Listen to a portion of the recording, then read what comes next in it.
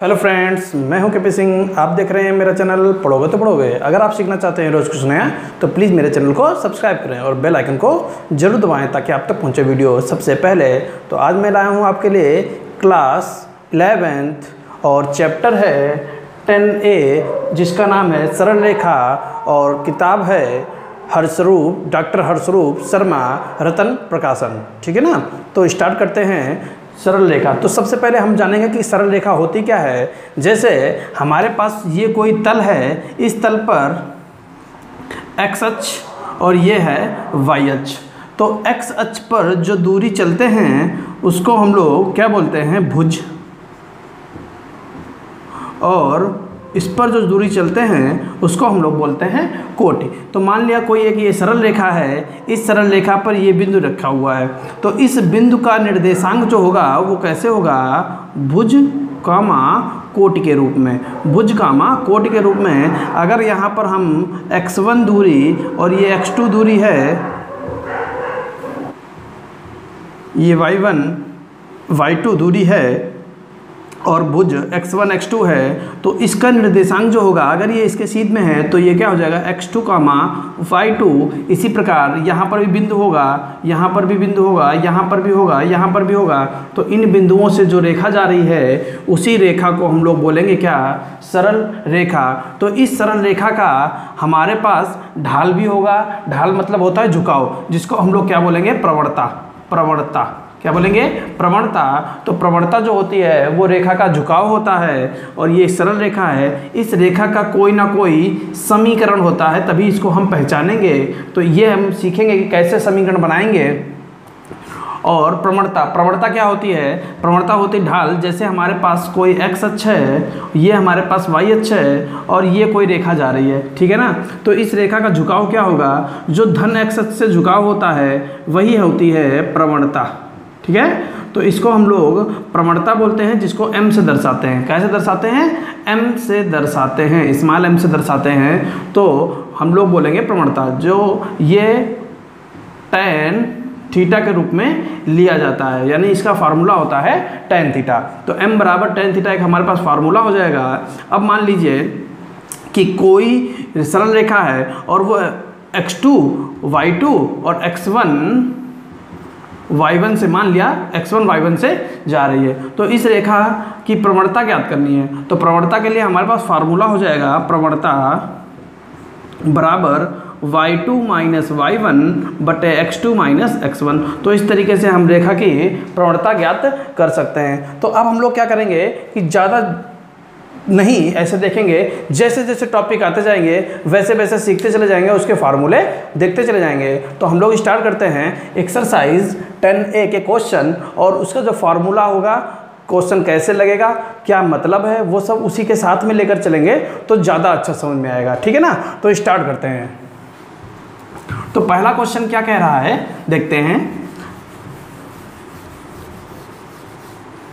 पहले क्वेश्चन में कह रहा है, निम्नलिखित बिंदु से खींचे जाने वाली रेखाओं की प्रत्येक प्रतिबंध के अनुसार प्रवणता ज्ञात कीजिए, यानी प्रवणता ही ज्ञात करना है। जैसे हम लोगों ने अभी बात करी थी, तो पहले का ए पार्ट क्या है, प्रवणता ज्ञात करनी है, और हमको बिंदु दे रखे हैं a कामा b, और दूसरा बिंदु दे रखा है a sec square alpha comma b cosec square alpha. a sec square alpha comma b cosec square alpha. तो हमको प्रवणता ज्ञात करनी है, तो प्रवणता का फार्मूला हमको मालूम है। तो अब ये बताइए, ये पहला बिंदु है, ठीक, ये दूसरा बिंदु है, इन दोनों बिंदुओं से रेखा होकर जा रही है, सीधी रेखा, एक सरल रेखा। मान लीजिए ये एक बिंदु है, ये एक बिंदु है, तो ये रेखा जा रही है। तो कह रहा है इस रेखा की ढाल बताइए, समझ गए ना। तो इस रेखा की ढाल, अभी हमने बताया था ढाल कैसे निकालते हैं। ढाल निकालने के लिए हमारे पास फार्मूला होता है, तो पहले वैल्यू पुट कर रख लेते हैं। तो x1 कितना है, a, ठीक, पहला है ना, ये x1, ये y1, ये x2, ये y2। तो x1 की वैल्यू है a, y1 की वैल्यू है b, x2 की वैल्यू है a sec square alpha, y2 की वैल्यू है b कॉसेक स्क्वायर अल्फा। ठीक। तो प्रवणता का फार्मूला होता है, लिखेंगे चूंकि प्रवणता, प्रवणता बराबर y2 माइनस y1 बटे x2 माइनस x1। ठीक है ना, ये फार्मूला होता है। इसको याद करना है आपको। जब बिंदु दिए गए हों, जब बिंदु दिए गए तभी लगेगा, प्रवणता भी और भी हम लोगों को पढ़ने मिलेगी, लेकिन जब ये बिंदु दिए गए होंगे तब की बात कर रहे हैं। तो y2 की वैल्यू कितनी है, b cosec square alpha minus b बटे x2 की वैल्यू है a sec square alpha minus a। ऊपर से हम क्या कर सकते हैं, b कॉमन ले सकते हैं, तो ऊपर क्या बचेगा, कॉसेक स्क्वायर अल्फा बटे a सेक स्क्वायर अल्फा। ठीक, तो क्या हो जाएगा, b बटे a ब्रैकेट में कॉसेक -1। ठीक, तो कॉसेक स्क्वायर अल्फा -1 को हम लोग क्या बोल सकते हैं, कॉसेक स्क्वायर अल्फा को हम लोग बोल सकते हैं कॉट स्क्वायर अल्फा, समझ गए ना, बटे सेक स्क्वायर अल्फा -1 को हम लोग क्या बोल सकते हैं, tan स्क्वायर अल्फा। ये हम लोगों ने फार्मूले हाई स्कूल में याद किए हैं। तो cosec square alpha -1 cot square alpha और sec square alpha -1 equal to tan square alpha. अब हम क्या कर सकते हैं, चाहे tan में बदल लीजिए चाहे कॉट में बदल लीजिए, इस tan को हम लोग कॉट में लिख सकते हैं, तो b बटे a equal to cot square alpha बटे 1 बटे कॉट स्क्वायर अल्फा। ये त्रिकोणमिति आप कैसे भी लगा दीजिए, साइन कॉस में लगा सकते हैं, केवल कॉट में लगा सकते हैं, केवल tan में लगा सकते हैं, कोई दिक्कत वाली बात नहीं है। ठीक है, तो क्या हो जाएगा, b बटे a सबसे नीचे वाला सबसे ऊपर, यानी कॉट की पावर 4 अल्फा। तो ये हमारी आ गई रेखा की प्रवणता। तो इस तरीके से इस क्वेश्चन को लगा सकते हैं। जल्दी से नोट कर लीजिए, अब देखते हैं एक और पार्ट और फिर आगे देखते हैं। तो पहले के बी पार्ट में क्या कह रहा है, -4, 10 इंटू एंड 7, 5।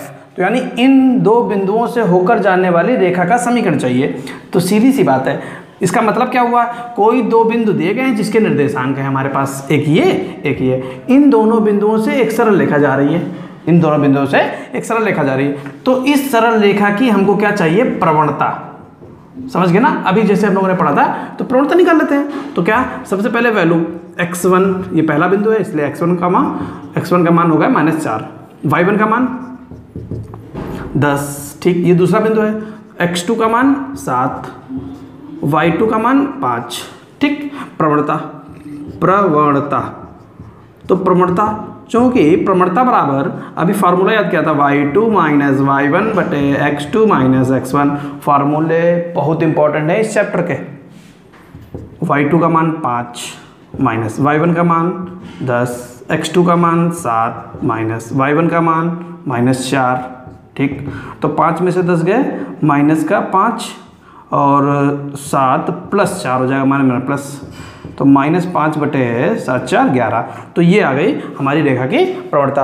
अब हम लोग क्या करेंगे, बी मैंने बता दिया है, ए बता दिया है, सी और डी आप अपने आप कर लीजिए। अगर किसी प्रकार की कोई दिक्कत है तो कमेंट में लिख दीजिए और मैं आपको बता दूंगा। अब हम लोग देखते हैं दूसरा क्वेश्चन, ठीक है ना, जल्दी से नोट कर लीजिए। तो दूसरे के ए पार्ट में क्या कह रहा है, क्वेश्चन पढ़ते हैं, उन रेखाओं की प्रवणता ज्ञात कीजिए। फिर से प्रवणता ज्ञात करना है, लेकिन आगे देखते हैं, जिसका x अक्ष की धनात्मक दिशा से झुकाव निम्नलिखित है। यानी हम लोगों को दे रखा है कि जो पहला क्वेश्चन है कि 45 डिग्री झुकाव है धन x अक्ष से, धन x अक्ष से झुकाव कितना है, 45 डिग्री। तो अब देखो इनकी बात क्या कह रहा है, पहले इनकी बात समझेंगे, फिर ही तभी क्वेश्चन लगाएंगे, वरना फिर कुछ समझ में नहीं आने वाला अगर हम लोग समझेंगे नहीं, क्योंकि ये बहुत अच्छा चैप्टर है, पॉइंट टू पॉइंट लेकर चलेंगे तभी समझ में आएगा। ठीक, तो देखते हैं, ये है x अक्ष, ये है y अक्ष। ठीक, मान लिया कोई ये रेखा जा रही है इस तरीके से। ठीक, अब ये जो कोण दे रखा है ये कहाँ पर दे रखा है, बात को समझना, ये x अक्ष है। ठीक, तो x अक्ष के इधर आओगे तो ये ऋणात्मक दिशा हो जाएगी, उधर जाओगे तो धनात्मक दिशा हो जाएगी।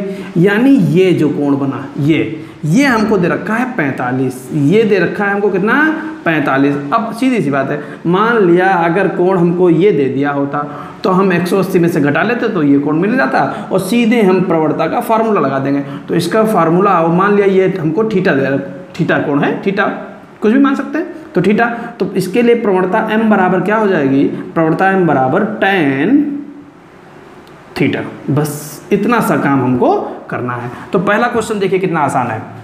हमको क्या दे रखा है, थीटा बराबर 45, ठीक, थीटा माना हमने, तो लिखेंगे चूंकि m बराबर, m माने प्रवणता, चूंकि m बराबर tan थीटा, ठीक, तो m बराबर tan थीटा यानी tan 45, m बराबर 1, तो ये आ गई रेखा की प्रवणता। बस खत्म हो गया। तो इस तरीके से हम लोग क्वेश्चन लगा सकते थे। समझ में आया ना। तो अब हम लोग देखेंगे इसके दूसरे पार्ट। तो दूसरे पार्ट में क्या कर रहे हैं, यहीं पर लगाते थे, ज़्यादा बड़े क्वेश्चन तो है नहीं। जैसे बी पार्ट है, बी पार्ट में क्या दे रखा है, 150, यानी थीटा का मान कितना दे रखा है, 150। तो आप समझ गए होंगे ये 150 कोण कहाँ बन रहा होगा, 150 कोण यहाँ बन रहा है।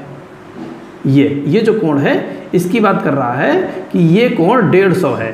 तो रेखा की प्रवणता यानी ढाल बताइए, प्रवणता ढाल झुकाव होता है, कितनी झुकी हुई है, ठीक। तो लिखेंगे चूंकि m बराबर tan थीटा, तो m की वैल्यू है tan 150, ठीक। अब हमको क्या करना है, इस 150 का मान निकालना है। तो ये हमारा आ गया हाई स्कूल का क्वेश्चन। हाई स्कूल में जिसने अच्छे से तैयारी करी है उसको मालूम है कैसे निकालेंगे। तो m बराबर tan 90 प्लस 60, ठीक, लिख सकते हैं कि नहीं लिख सकते हैं। 90 प्लस थीटा दूसरा चतुर्थांश, 90 प्लस थीटा दूसरा चतुर्थांश होता है, दूसरे में होता है tan माइनस का, तो हम लोग यहाँ लगा देते हैं क्वेश्चन को। तो m बराबर माइनस 90 में मान बदल जाता है, tan बदल जाएगा cot में, माइनस cot 60, ठीक।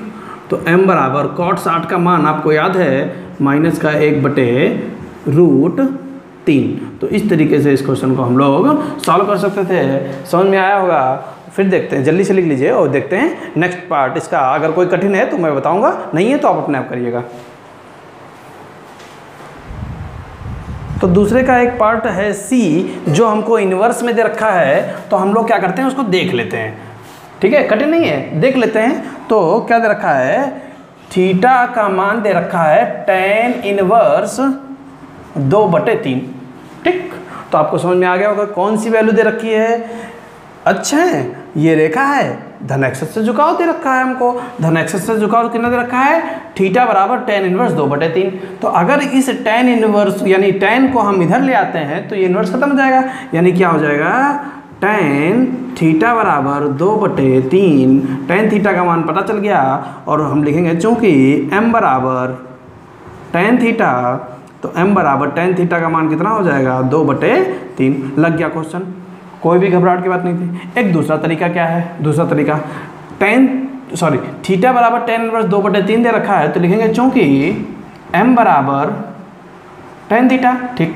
तो m बराबर tan, तो ये, और थीटा की वैल्यू कितनी दे रखी है, tan इनवर्स 2/3, ठीक।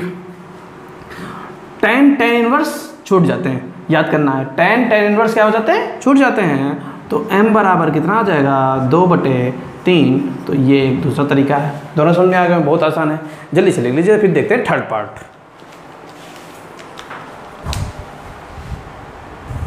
तो तीसरे पार्ट में क्या कह रहा है, कार्तीय तल में एक चतुर्भुज खींचिए जिसके शीर्ष -4, 5, 0, 7, 5, -5 और -4, -2 हैं। इसका क्षेत्रफल भी ज्ञात कीजिए। यानी हम लोगों को क्या करना है कि एक चतुर्भुज खींचना है पहले।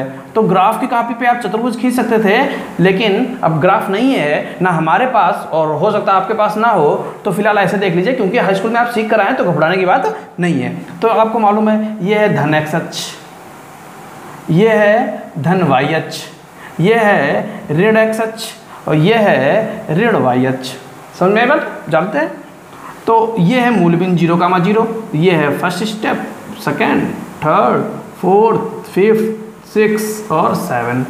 इधर भी बना लीजिए, 1, 2, 3, 4, 5, 6, 7। इधर भी बना लेते हैं, 1, 2, 3, 4, 5, 6, 7। सिर्फ समझने के लिए है, 1, 2, 3, 4, 5, 6 और 7, ठीक।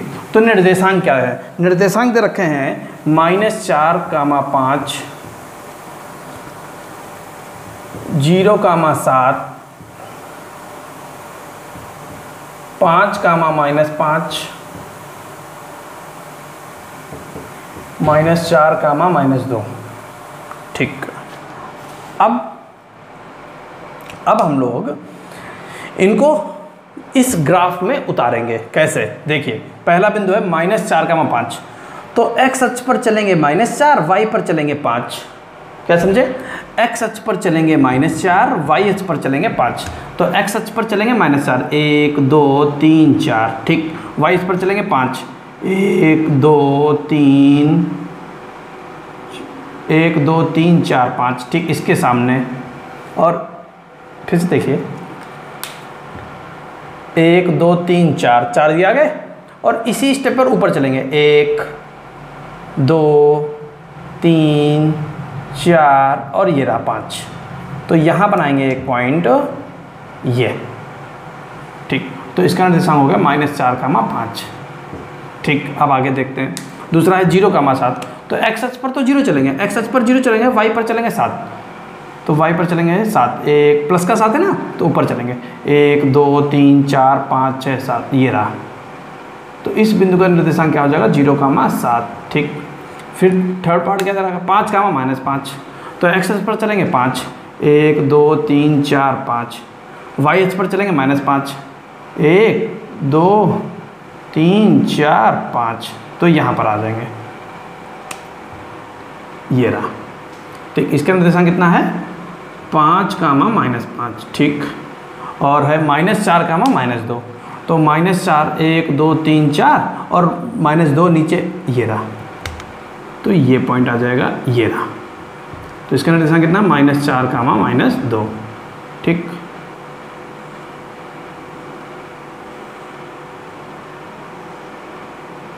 ये थोड़ा सा ये मिल गया, ठीक है ना। तो इस तरीके से ये हमारा चतुर्भुज बन गया। अब कह रहा है कि इस चतुर्भुज का क्षेत्रफल ज्ञात कीजिए। इस चतुर्भुज का क्षेत्रफल ज्ञात कीजिए, तो क्या करना है? इसमें एक विकर्ण खींच लेना है। कोई भी विकर्ण आप खींच लीजिए, कोई भी विकर्ण खींच लीजिए। मान लिया हमने ये विकर्ण खींच लिया, इसको ऐसे मिला लिया। तो जब हम किसी चतुर्भुज का एक विकर्ण खींचते हैं तो वो उसे 2 बराबर त्रिभुजों में बांट देता है। नाम डाल लीजिए, आप कहीं से भी नाम डाल लीजिए। मान लिया A B C D, ठीक। तो सबसे पहले हम यहाँ लेंगे त्रिभुज ABC में। क्या लेंगे? त्रिभुज ABC में सारी वैल्यू एक तरफ से लेंगे क्रमागत। तो x1 x2 और x3, ऐसे ही y1 y2 और y3। x1 की वैल्यू कितनी है? -4, x2 की वैल्यू कितनी है? -4, x3 की वैल्यू कितनी है? 5, ठीक है ना। y1 की वैल्यू कितनी है? 5, y2 की वैल्यू कितनी है? -2 और y3 की वैल्यू कितनी है? -5, ठीक। अब ये तो हमने ABC त्रिभुज लिया था, तो उसमें हमने सारे निर्देशांक लिए, x1 y1 x2 y2 x3 और y3, ठीक। अब क्या करना है? अब हमको एक फार्मूला होता है त्रिभुज के क्षेत्रफल का फार्मूला, जो आपने हाई स्कूल में याद किया है। त्रिभुज के क्षेत्रफल का फार्मूला जो आपने हाई स्कूल में याद किया है वो लिखते हैं। तो लिखेंगे त्रिभुज ABC का क्षेत्रफल, ठीक। तो कैसे? 1/2 ब्रैकेट में x1 y2 plus x2 y3 plus x3 y1 minus, हो सकता है आपने दूसरा याद किया, वो भी है, ये भी है, सेम है, कोई घबराने की बात नहीं है। इसके आगे माइनस लगा हुआ है, चलो इधर ही लिखते हैं। Minus y1 x2 plus y2 x3 plus y3 x1, ये रहा, ठीक। तो क्या करेंगे? 1/2 वैल्यू पुट करेंगे और डायरेक्ट करेंगे और गुणा भी करते चलेंगे, क्योंकि ऐसे अगर करेंगे तो बहुत लंबा क्वेश्चन खींच जाएगा, ठीक। तो x1 y2, x1 कहाँ है? ये y2 कहाँ है? ये, तो 4 दूनी 8 माइनस माइनस प्लस यानी 8 आ गया, ठीक। फिर है x2 y3, x2 कहाँ है? ये, y3 कहाँ है? ये, तो 4 पंचे 20 माइनस माइनस प्लस तो प्लस 20। x3 y1 पचम 25 minus. अब आ जाते हैं y1 x2 -20, y2 x3 -10, y3 x1 तो प्लस का 20, समझ गए ना। तो 1/2 देखिए 25, 20, 45, 8, 53, माइनस का 20 प्लस का 20 कट गया, माइनस का 10 माइनस प्लस का 10, अरे राइटिंग भी ना, तो प्लस का 10, 1/2 53, 10 63, तो कितना आ जाएगा 63/2, 63/2। अगर काटना चाहो तो काट लो, 2 3 6 और 2 1 2.5, तो 31.5 मात्रक स्क्वायर। ये तो आ गया इस त्रिभुज का क्षेत्रफल। अब आगे का काम आपके लिए क्या है करना, इसी प्रकार जैसे ये हमने लगाया है सेम आपको लेना है त्रिभुज ACD में इस त्रिभुज का क्षेत्रफल निकालना है ना, इस तरीके से, ठीक। दोनों त्रिभुजों का क्षेत्रफल निकालने के बाद लास्ट में लिखना चतुर्भुज ABCD का क्षेत्रफल बराबर एरिया बराबर त्रिभुज ABC का क्षेत्रफल प्लस त्रिभुज ACD का क्षेत्रफल, और दोनों को ऐड कर देना है और हमारा आंसर आ जाएगा। समझ में आ गया होगा। लगा के देखिए, घबराने वाला नहीं है, बहुत ही आसान है। अब अगर हम पूरा लगाएंगे तो ये वीडियो तो सिर्फ इस क्वेश्चन भरे का ही होगा, इसलिए मैंने आपके लिए छोड़ दिया। मेरा काम है समझाना, प्रैक्टिस करना आपका काम है। तो जल्दी से नोट कर लीजिए, फिर देखते हैं नेक्स्ट क्वेश्चन।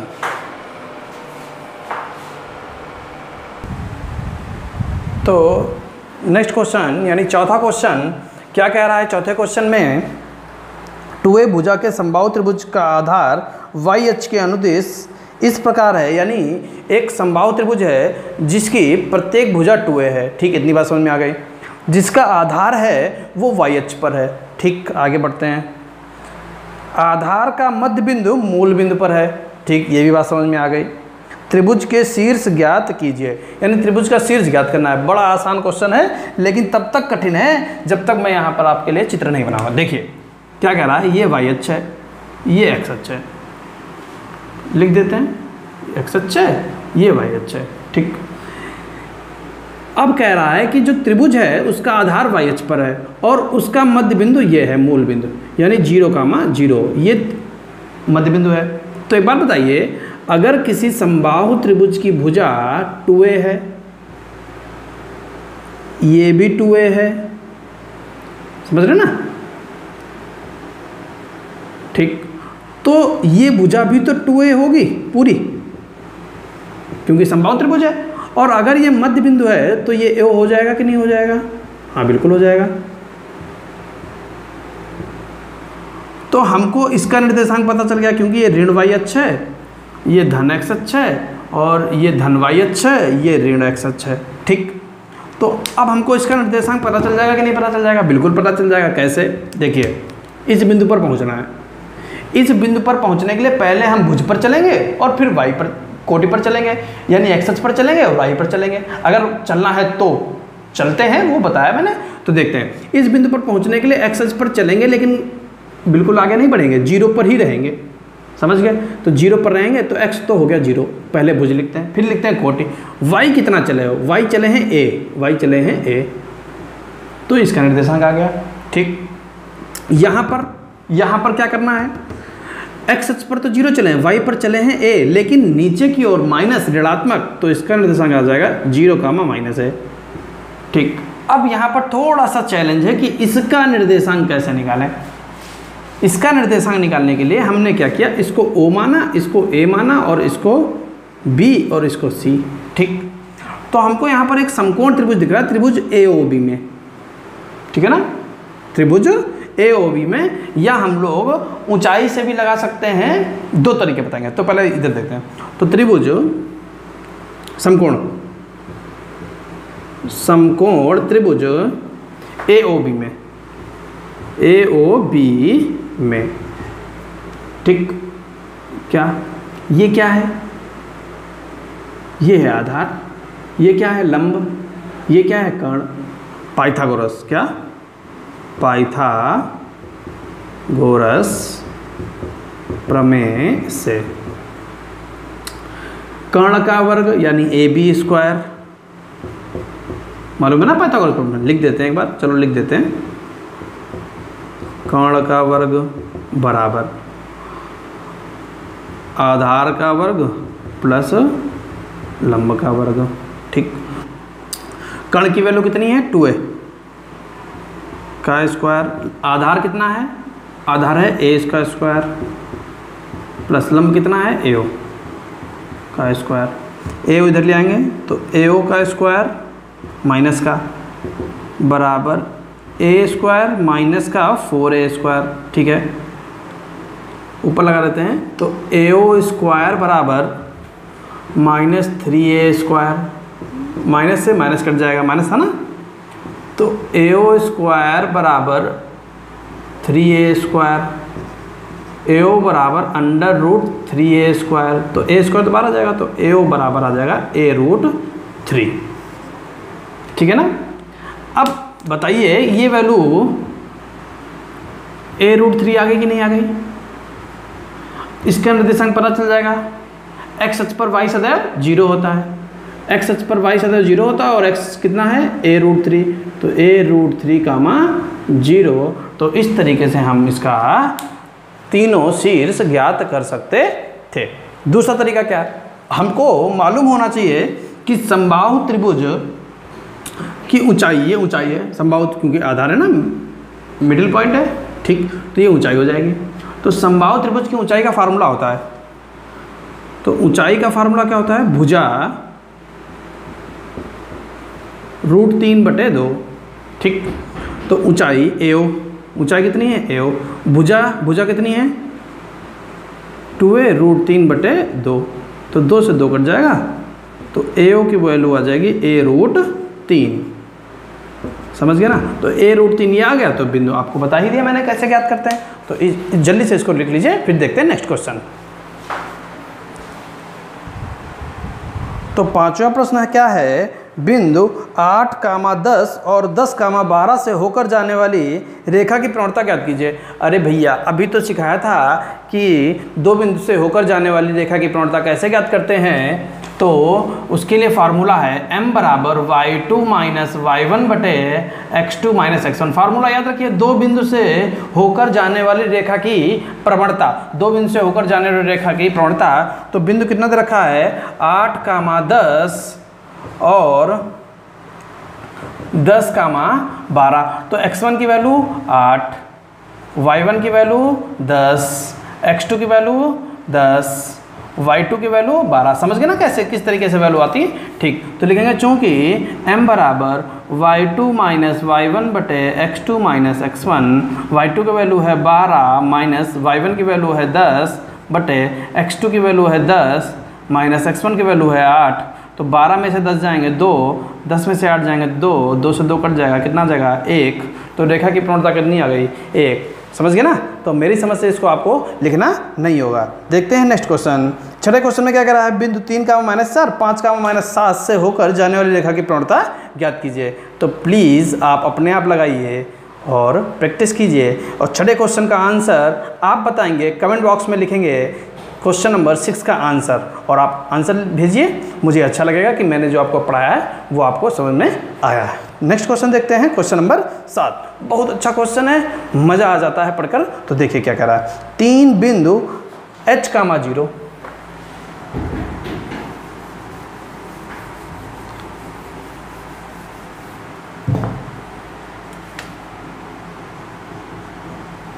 3 बिंदु H, 0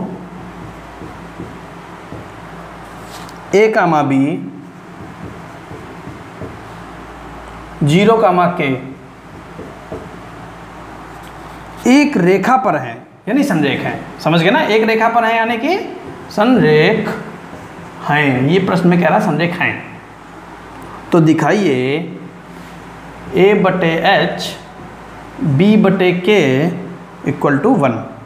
A/H प्लस बी बटे के इक्वल टू 1। तो इसको हमको लगाना है, ये प्रूफ करके लाना है, ये सिद्ध करना है। ठीक, तो अब हम आपको एक बात बताएंगे। देखिए ऐसा है, अगर कोई एक रेखा संरेख है, जैसे ए बी एक रेखा है, संरेख है, मान लिया इस पर एक पॉइंट सी रखा हुआ है, तो ये संरेख ही तो रहेगी, ठीक रहेगी। तो बताइए क्या इसकी ढाल और इसकी ढाल समान रहेगी कि नहीं रहेगी? हाँ बिल्कुल रहेगी भैया, जितनी इसकी ढाल है उतनी इसकी ढाल है, और जब समान रहेगी, ढाल समान रहेगी, तो दोनों की प्रवणता समान रहेगी। प्रवणता समान रहेगी तो दोनों की हम तुलना कर सकते हैं, और तुलना कर सकते हैं तो हम आंसर निकाल सकते हैं। तो हम यहाँ मान लेंगे, माना ए का निर्देशांक h, 0, b के निर्देशांक a, b और c के निर्देशांक 0, k हैं। ये हमने मान लिया है a b c। ठीक, और चूंकि बिंदु, राइटिंग थोड़ी माशाल्लाह है, बिंदु a b c संरेख हैं, इसलिए प्रवणता ए बी, यानी ए बी की प्रवणता बराबर होगी प्रवणता बी सी। ठीक, तो ए बी की वही प्रवणता होगी जो प्रवणता बी सी की होगी।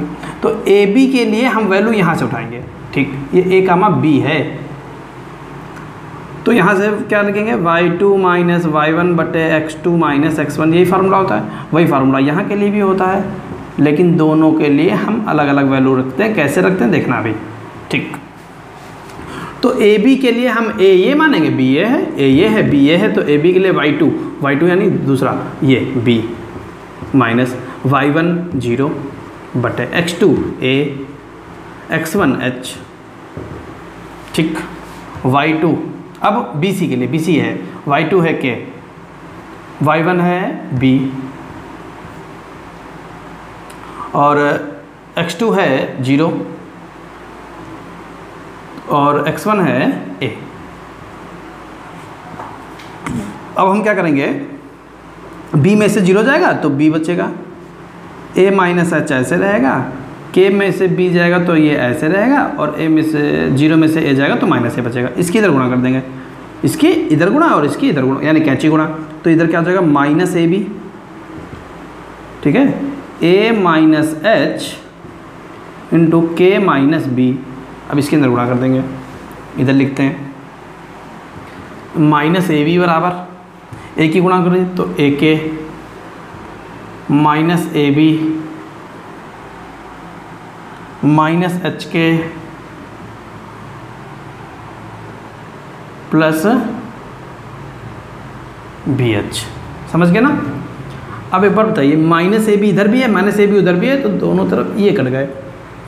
ठीक, क्या बचा हमारे पास, ए के, तो हमने ए के बचा लिया,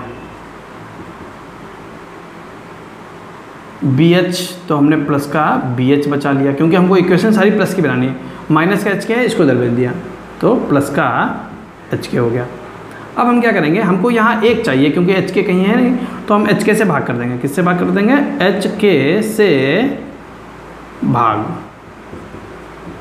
करने पर तो क्या हो जाएगा, एच के बटे एच के बराबर ए के बटे एच के बी एच बटे एच के। तो एच के से एच के कट जाएगा, के से के कट जाएगा और एच से एच कट जाएगा, तो क्या हो जाएगा, एक बराबर ए बटे एच प्लस बी बटे के। ये हमारा प्रूफ हो गया। इसी को हम लोग क्या ले सकते हैं, या ए बटे एच प्लस बी बटे के बराबर 1। तो इस तरीके से हम इसको, तो अगर मेरा बताया हुआ प्रश्न आपको अच्छा लगा, मेरे बताए हुए सारे सॉल्यूशन आपको समझ में आए हैं, तो प्लीज़ लाइक तो बनता है और चैनल सब्सक्राइब ज़रूर कीजिए, क्योंकि बहुत मेहनत लगती है। और अगर आप मुझे इसी तरीके से प्यार देते रहेंगे, वीडियो को लाइक करते रहेंगे, चैनल सब्सक्राइब करते रहेंगे, तो मैं आपके लिए लाऊंगा रोज़ नए नए question. Thank you for watching.